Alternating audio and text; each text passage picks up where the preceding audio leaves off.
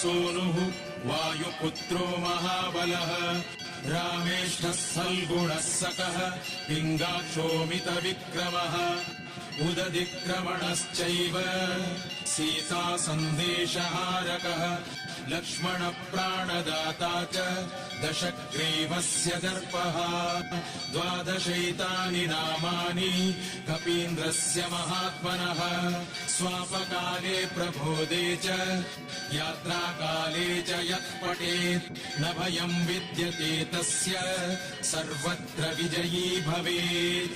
स्वस्ति श्री हनुमद् 12 नाम स्तोत्रम् सम्पूर्णम्।